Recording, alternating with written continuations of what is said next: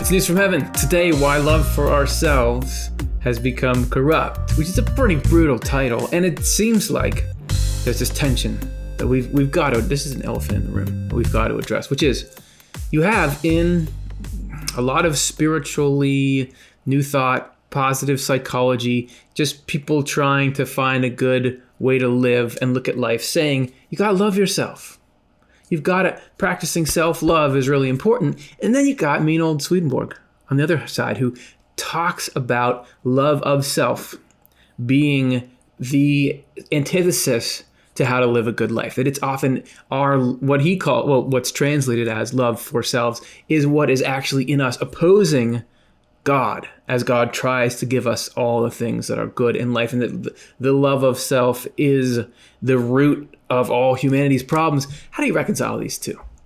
This is something that I picked up a bit, reading Swedenborg, but I don't feel like I remember this particular take on it, which is so worth our time. It really, to me, bridges the gap between. It's a great thing to bridge a gap. I'm just trying to think of that phrase and where that comes from. You just build a bridge across a gap. It really bridges the gap between these two places, these two fields. Hey, you got to love yourself, and Swedenborg's love of self is a problem. I think it gives them a way to get along, so they would actually see it's just semantics. You are saying the same thing. See if you agree with me, because when even in this show, I'm always drawing this, right? And I'm drawing the sun representing everything that's positive, and the clouds representing everything that's negative. And sure, some of these clouds are, us wanting to do evil, and coping with urges and things that are really antisocial. We can't do them. But other stuff is, I always talk about your own mind and heart saying, oh, you're no good, sort of beating you down, getting you depressed about who you are and what you've been in life. So even in there, it seems like there's this tension. Wait, sometimes we're fighting back against these black clouds who are trying to get us not to love ourselves. So can we untangle this ball of yarn, ball of wax? I don't know. 395. This is in Divine Love and Wisdom. Download this book for free on Swedenborg.com. Follow along with us. Okay, it says, and we're going to begin this because there's 396 is where the end of 395 is in 396 is where we get to the core of this, but there's this we're descending from 10,000 feet. We're giving you the backstory as to how this matters and why it matters. So what we got here is 395. Since in essence, the soul is love and wisdom, and these two are within us from the Lord. Two vessels have been created within us, vessels that are also dwellings for the Lord. So why don't we just back up just ever so slightly to talk about why everything is what it is at the grandest level. So we can think about a soul like a person, and there's certainly good case for that, and ultimately that's the shape of it. But let's just break ourselves down into this little infographic that in its essence, what we are is these two containers. And these two containers are for love and wisdom. And you can very much use the Lord as a son correspondentially. But in the Lord, there's divine love and there's divine wisdom, right? And we have here, this is a container for divine wisdom. And this is a container for divine love. And this is us. It's worth laying this groundwork. Us. Okay. Then, here, they're like picture them like little mugs inside of us that can hold, your daily dose of love and wisdom.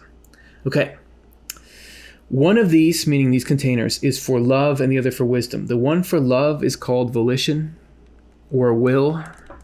It's what we want, our purpose. And the other one for wisdom is called discernment. See if you can discern what I'm writing there. This is also referred to as the intellect sometimes. So we got a cup for volition and a cup for discernment. Further, since love and wisdom in the Lord are distinguishably one. Love and wisdom in the Lord are distinguishably one. And we can check this out further here. But these two things here, I've drawn them as two. They're obviously two enough that you can talk about them separately, but they're also one unit, that these things are one in some way. They are distinguishably one. Okay? Sounds good to me. Let's just see where we find ourselves. Great. Okay. So this is one thing, but it's got these two parts to it. And since divine love is a property of the Lord's divine wisdom, and divine wisdom a property of his divine love, you actually got something of each in the other. Maybe it's starting to look a little like yin and yang there. Okay? And since these as well emanate from the divine human one, the Lord, then the two vessels and dwellings within us called volition and discernment have been created by the Lord in such a way as to be distinguishably two, but to function as a single unit in everything we do and everything we sense. For what it's worth, this is heaven. This is what heaven is. What heaven is, a unity of distinguishably different people who are functioning together as a single unit by a shared purpose. That on every single scale. So when we really have our love and wisdom in harmony, we are a little tiny heaven reflecting the marriage of love and wisdom that's coming out of the Lord. When groups of people all bring their individual unique selves into it, but are going towards the goal, which is the welfare of all, in whatever way they're doing it, then they function as one. Something about this statement, distinguishably, in this case too, distinguishably different, but to function as a single unit. There's something of the mind and heart of God in there, of the purpose of the universe. Since the dwelling together of people in a heaven was the point of the universe. This is a very important little clause here. In everything we do and everything we sense, volition and discernment cannot be separated in these functions. They can't be separated, but they are enough separated that you can talk about them. But they've got to work together. It might be worth just mentioning just briefly here, in case this is seeming abstract or philosophical. I'm talking about mugs in the brain. Swedenborg says there's a direct physical correspondence in the heart and lungs. Actually, in Divine Love, in this book, Divine Love and Wisdom, he goes into this in detail for quite a long time. So you think about two things that are distinguishably different, yet act as one. Think about the heart and the lungs.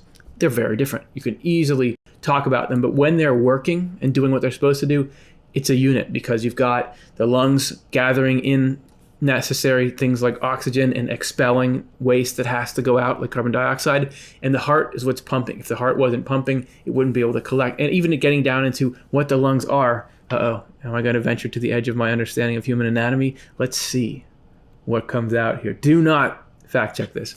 How I think it works is you've got the lungs, and they have these little teeny sacs in them called alveoli, which have in there, they're just these little spaces where air goes into. But what's in those spaces?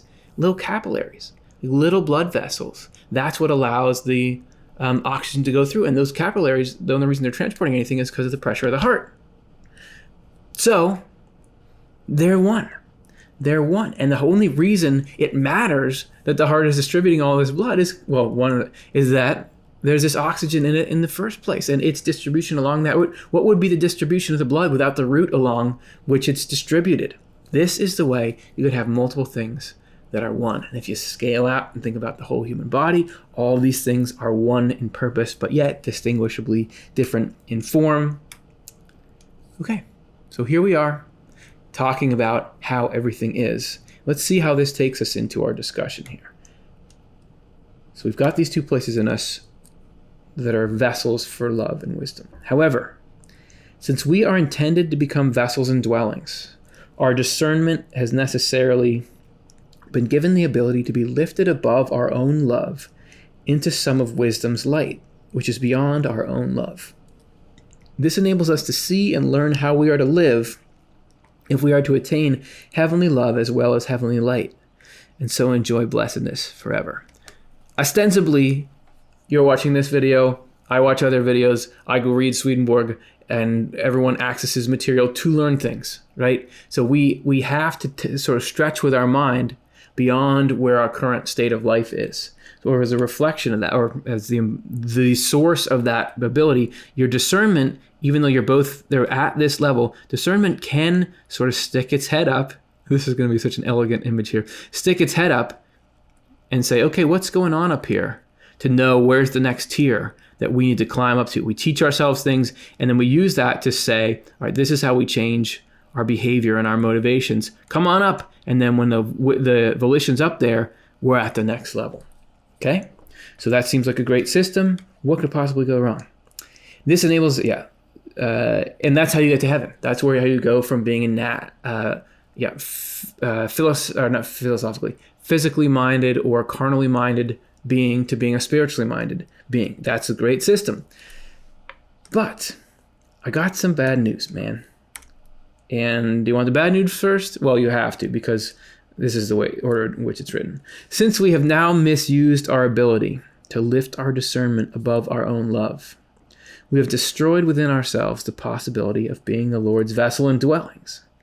That is, vessels is a little bit of an awkward word. Vessels and dwellings of love and wisdom from the Lord. Oh, snap. This is what you would call the fall of humanity.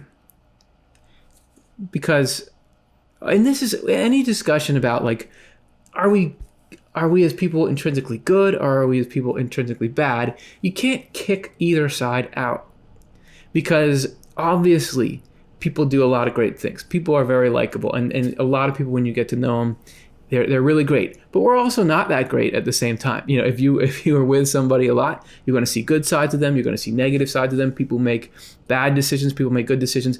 And nobody looks out at the whole human race and doesn't see both. Doesn't see some things that they're inspired and moved and impressed by, and things that they think are noble and good. But even the person who most, like, is ardently defending, like, people are good, you got to stop religious shaming people, knows that there's a lot of stuff people do that is just terrible. It's terrible. You can't, that's no good. You got to say, like, oh, barf, that's really bad that people do that.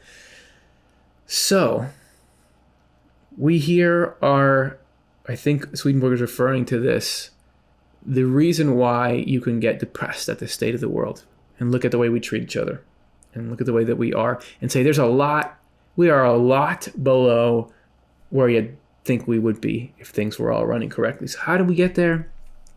The culprit is, and this actually, according to Swedenborg, happened, back throughout history, and people continue to reinforce it, misuse the ability to lift our discernment. So somehow the fact that we get from God the ability to raise up here, somehow there was some kind of misuse of this that has corrupted the ability of us to be this dwelling place that we were meant to be. I was going for the old scroll and I made that. I could probably figure out a way to work that into the diagram, but let's delete it. Come on, that's why we have an eraser.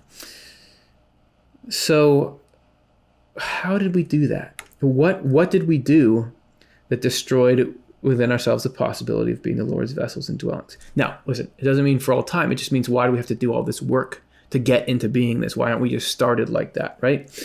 We have done this by, it's like a 360 review of us, making our volition the dwelling of, and here we go, the dwelling of love for ourselves and for love for the world. In our discernment, the dwelling of whatever justifies these loves. Here we have love for ourselves is a problem, and love for the world, which would be like, this would basically be like selfishness and materialism. But the way that he phrases it, love for ourselves, it's just very hard to divorce that from this idea of, do I think I'm a lovable person? Do I have self-esteem? Self-esteem, are you saying self-esteem is the problem? I won't say anymore. Let's go and take a look at what's going on with this out of whackness. This is why these dwellings, our volition and discernment, have become dwellings of hellish love. And by our justification of these loves, vessels of that hellish thought that is treasured as wisdom in hell. So if you have, instead of what's good, if instead we have coming up from the bottom here, I guess I'll just use we'll use like sort of this, this sort of problematic love coming out of hell, right? That's what's gotten into us there. And same thing with, it's not nearly as disturbing, but it's a little gooey. Let's say that stuff is coming out of hell, right? So this is, let me make sure I know what the heck I'm talking about. Treasure. Oh, that's what I wanted to talk about. Treasured as wisdom in hell. That there's a whole way of thinking and being that supports the motivational side of hell. So the motivation in hell is to harm and exploit and dominate other conscious beings for your own enjoyment and enjoyment in the superiority of yourself over others, if in a nutshell. And the discernment is, okay, so how do you sort of sedate your conscience and justify that way of life? That's all the things that in hell, this is like, no, this is the life philosophy. I bet there's even, the papers written, videos made in hell, just representations, whatever it is, that say, look, this is the life. We're not evil. This is the life philosophy. Back when I said, don't we look out at the human race and say, man, people shouldn't be acting like that. That's really bad. Isn't it true that almost every group that you feel like, man, that is so much harm, how can you do that, has a justification, says, no, we are just standing for these principles. Even if you feel like they're not really standing for those principles, they just say they are. Everybody's got something pretty much justifying, even if it's just like, oh, it doesn't matter. It's whatever the most depraved thing is, but it's usually pretty sophisticated. This is why it's okay for us to ignore the suffering that this causes, or why the suffering this causes is justified. That wisdom is like super popular in hell. The reason, okay, so I still haven't answered the question, man. Why is love for ourselves a problem? Why is it occupying, or why is it causing such an issue here? This is where I feel like we're getting to something brand new. The reason love for ourselves and love for the world are hellish loves, the reason we could become absorbed in them and thereby destroy our own volition and discernment. So what is it? Why are they so bad? Why are love for ourselves and love for the world so bad? Is that as created, love for ourselves and love for the world are heavenly loves. The reason why they're so bad is as they were made, they're really good. Now, if that was the end of the book, we'd have a problem. But just what a great situation we find ourselves in. Mystical, right? The reason that they're so bad is that they were created good. So already, like in our title, we said we're talking about corruption. Must have been some kind of corruption. Because isn't corruption when there's something that is good or was good or should be good, but has somehow been turned or twisted? They are, in fact, these loves, meaning the love for ourselves and the love for the world, which love for ourselves is love for our own reputation, love for what other people think of us, love for our place in society, love of the world being love of material gratification, love of money. These things, actually, let's talk about what they do that's positive. They are, in fact, these two loves are, in fact, loves proper to our physical self. And they belong in the outermost part of our being and of service to our spiritual loves, the way foundations are of service to houses. Not just we'll tolerate them, but if you don't have a foundation, you don't have a house. Like all the good and true and high-flying stuff up in the tippy top where we're getting all sublime and taking in the love and wisdom from God. If you don't have these loves, love of self and love of the world, it's going to, as soon as the couple years rack up and the earth starts to shift and you freeze and thaw, it's going to fall down. It is love for ourselves and love for the world. How are they supposed to be a part of what we're doing? That prompt us to care about our bodies, to want nourishment, clothing, right? Maslow's hierarchy, and housing, to take care of our homes, but not just the bare physical and physiological needs, to look for jobs in order to be useful, that there is a sense of just pride in, okay, I'm doing something, to be granted respect due to the worth of our responsibilities. So even this, hey, if you're somebody who's doing something important and people think, wow, you're really good at that, okay, so it is. So that people heed us, right? Even to say, look, I am the expert in the room and you need to listen to what I'm saying. That's not bad. And even to find delight and recreation in worldly pleasures. Heaven forbid. Heaven forbid. Okay, do stuff that's fun. Indulge things within reason. Okay. what is it? So where's the problem? You're saying that's good. Here's where we get to the wisdom for the day. All these activities, however, should be for the sake of usefulness. They bring us into a state of serving the Lord and the neighbor. So all this stuff around loving yourself and loving the material gratification you get should be bringing us, we're doing it and it's a part of who we are, but it's bringing us into a state of serving the Lord and the neighbor, which is goodness and truth and everything you'd associate with a spiritual, moral, religious path. In contrast, and this is where you can start to see the corruption and the depravity of a state without it, if we just think this through. When there is no love for serving the Lord and the neighbor, when there is nothing, this is it.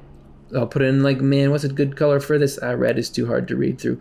We'll do green. When there is nothing but love for using the world to suit ourselves, then the love becomes hellish instead of heavenly.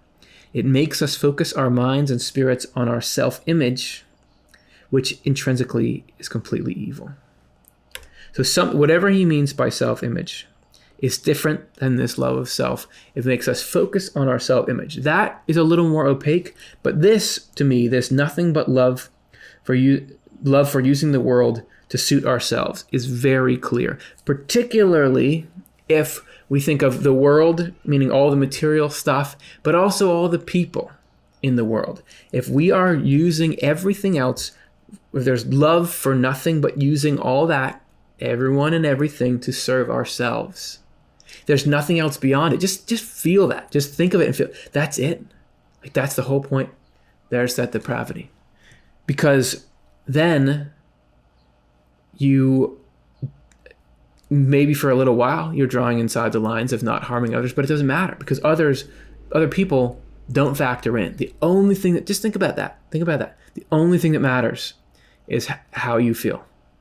The only thing that matters is how you feel. And yeah, these like whatever passions start to grab you, and you see how this goes when it gets to the reins are loosened and you're some kind of dictator and you do all this crazy stuff to everyone because that's all that matters. That is when we're having this become hell inside of us. And in that regard, I don't think there's any significant beef between the Emanuel Swedenborg saying love of self is no good, and that coalition I talked about before in the beginning of the show of various strains of spirituality and psychology and everything saying love yourself is so important, that's really good. That's a check mark. Yeah, right. I don't think there's any problem here. Because I think when people are saying self-love is important, often I hear people talking about first you have to love yourself. But it's always in the context of then you go love others. You rarely ever hear it as anything other than it's so important to practice self-love because then when you're open to that, the light can shine through. We all intrinsically know it's in service of going to do something. I just don't think you're going to be much of a guru if you're saying the point is to love yourself and gratify yourself, and that's all that matters. It's always in, get yourself right so the light can shine out or so you can be productive. And then all we're saying is the foundation, get the foundation right, of course, before you're building the house up. But what Swedenborg is saying, what's really a problem? When you stick a concrete foundation on the top of a house, it's going to crush it.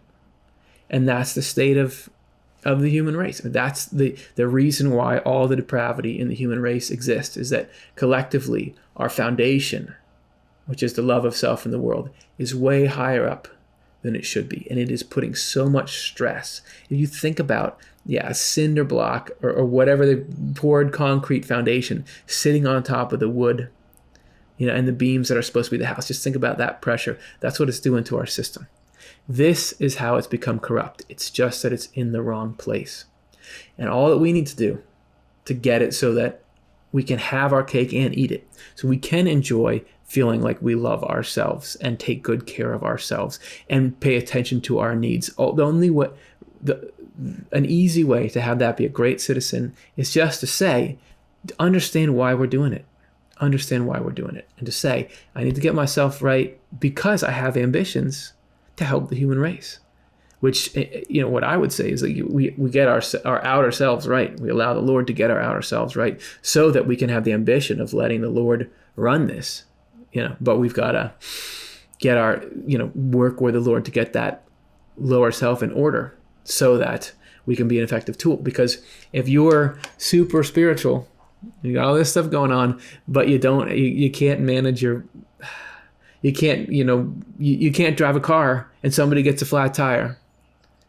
What are you going to do? The best thing is somebody who's got the happiness and the love, right? Because if you do have self-esteem issues all the time, I get more needy, I can't reach out as much. The best state we get in is when it's like, yeah, we're doing great on the outer self stuff, on the loving self is good.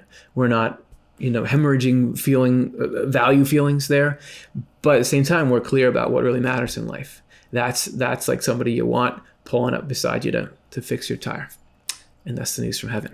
That was fun. I hope you had fun too. And I hope this gives some kind of clarity or context or some kind of encouragement to say, look at yourself holistically, be gentle with yourself, get our priorities right. And I think we all we could all be talking about the same thing, that goal we're trying to meet in the middle there. So let's go do it. Thanks for watching. And please, speaking of outer self, you may say, hey, why are these guys on this show ask for money from the people who are watching the show? Isn't it about spiritual stuff? Well, if we don't have funding, which is how you do stuff like get equipment and get time for people to research and push stuff out we would be, making messages that nobody would ever see.